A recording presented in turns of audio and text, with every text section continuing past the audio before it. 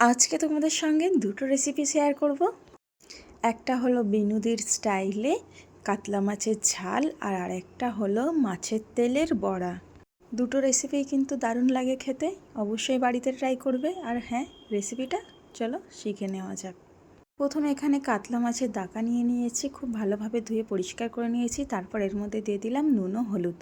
তো ভিডিওটা এডিট করতে গিয়ে ওই যে নুন পড়ে যাওয়ার অংশটা ভাবছিলাম ডিলিট করে দেবো, পরে ভাবলাম যে না, ওটাও থাক। কারণ রান্নার রেসিপি ভিডিও করতে গিয়ে প্রায় সময় এমন আমার সঙ্গে হয়ে থাকে, তাই ভাবলাম আজ আর ডিলিট করবো না, থাক, তাই রেখে দিলাম। তারপর একটা বাটিতে নিয়ে নিয়েছি হাফ চা চামচ পরিমাণ হলুদের গুঁড়ো, হাফ চা চামচ পরিমাণ লাল লঙ্কার গুঁড়ো, দিয়ে দিয়েছি সামান্য পরিমাণে পানি, দিয়ে মশলাটাকে খুব ভালোভাবে গুলিয়ে নিয়েছি। তারপর মিক্সি জারে নিয়ে নিয়েছি ওই 1 চা চামচের একটু বেশি পরিমাণে সাদা সর্ষেটাকে খুব ভালোভাবে বেটে নিয়েছি। তারপর গ্যাসের মধ্যে বসিয়ে দিয়েছি প্যান, এবং প্যান গরম হয়ে গেলে দিয়ে দিয়েছি পরিমাণ মতো সর্ষের তেল। তো আমি আর তেল ইউজ করব না, একবারেই তেল দিয়ে দিলাম একটু বেশি করে। তারপর ওই সরিষার তেল গরম হয়ে গেলে দিয়ে দিয়েছি আগে থেকে নুন হলুদ মাখিয়ে রাখা কাতলা মাছের পিসগুলি।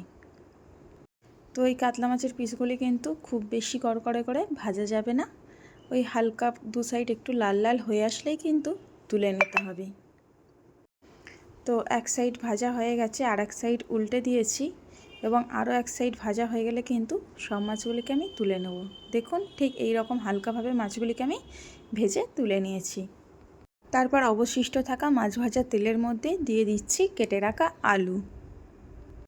এখানে আমি 3টি মিডিয়াম সাইজের আলু নিয়েছি, তোমরা আলুটা কম বেশি করেও নিতে পারো, অসুবিধা নেই।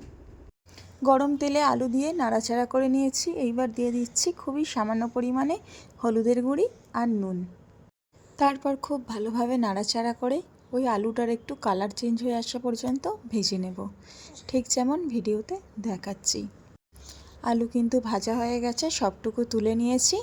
আর অবশিষ্ট থাকা তেলের মধ্যে দিয়ে দিয়েছি হাফ চা চামচ পরিমাণ চিনি। এই চিনিটা দেওয়ার কারণে কিন্তু তরকারিতে একটা খুব সুন্দর কালার চলে আসবে। তারপর দিয়ে দিয়েছি ওই যে মশলা গুলিয়ে রেখেছিলাম হলুদ আর লাল লঙ্কার গুঁড়ো দিয়ে, সেই মশলাটা। তারপর মশলাটাকে খুব ভালোভাবে কষিয়ে নেব, মশলা থেকে তেল ছেড়ে দেওয়া পর্যন্ত। মশলা কষানো হয়ে গেলে দিয়ে দেব পর্যাপ্ত পরিমাণে পানি। পানিটা একটু বেশি করেই দিয়েছি, কারণ এই পানিতে আলু ও মাছ খুব ভালোভাবে সিদ্ধ করে নেব। তারপর 2টো কাঁচা লঙ্কা চিড়ে দিয়েছি, দিয়ে ঢাকা দিয়ে পানি ফুটে আসা পর্যন্ত রান্না করে নিয়েছি। আর যখন তরকারির ওই পানিটি ফুটে এসছে, তার মধ্যে দিয়ে দিয়েছি আগে থেকে ভেজে রাখা আলু দিয়ে খুব ভালোভাবে নাড়াচাড়া করে দিয়েছি। দিয়ে দিয়েছি স্বাদ মতো লবণ। তারপর দিয়ে দেব ভেজে রাখা কাতলা মাছের পিসগুলি, দিয়ে হালকা হাতে খুব ভালোভাবে নাড়াচাড়া করে দেব একটু। তারপর ঢাকা দিয়ে মিডিয়াম ফ্লেমে প্রায় 10 মিনিট মতো আমি রান্না করে নেব। 10 মিনিট পর ঢাকা খুলে কিন্তু ওই যে সর্ষে বেটে রেখেছিলাম সেইটাকে দিয়ে দিয়েছি। তো ভিডিওটা ফোনে রেকর্ড করা হয়নি, তো 10 মিনিট পর ঢাকা খুলে সর্ষে বাটাটা কিন্তু দিয়ে দিতে হবে।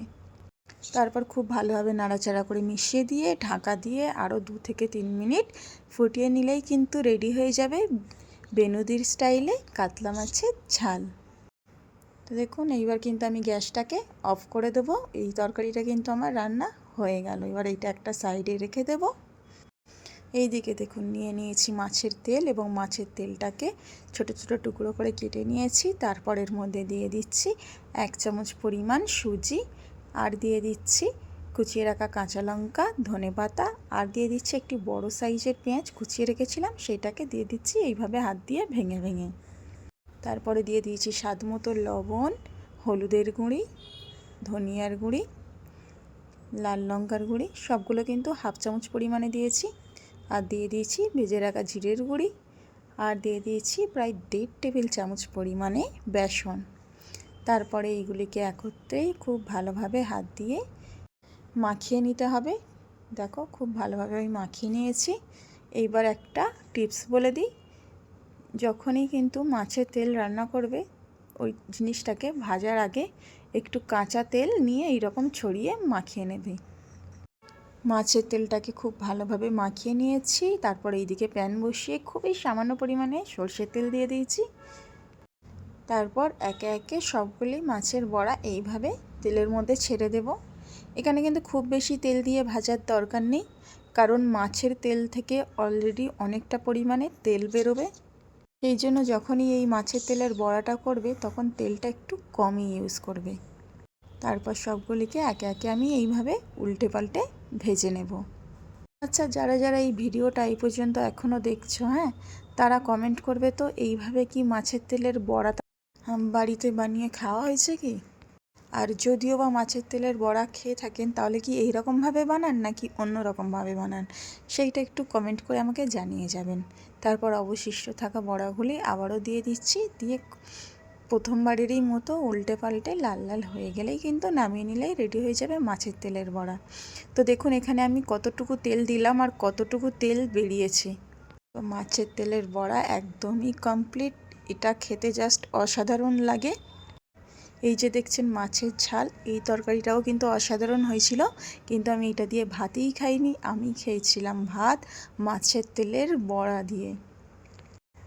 মাছের তেলের বড়াটা এত সুস্বাদু লাগে যেটা বলে বোঝানোর মতো নয়। তো মাছের তেলের বড়া ভাত দিয়ে খাওয়ার কিন্তু একটা ট্রিক্স আছে। তো মাছের তেলের বড়া নিতে হবে, তারপর নিতে হবে সাদা ভাত, আর ওই যে ভাজা তেলটা, ওই তেলটা একটু নিয়ে নিতে হবে।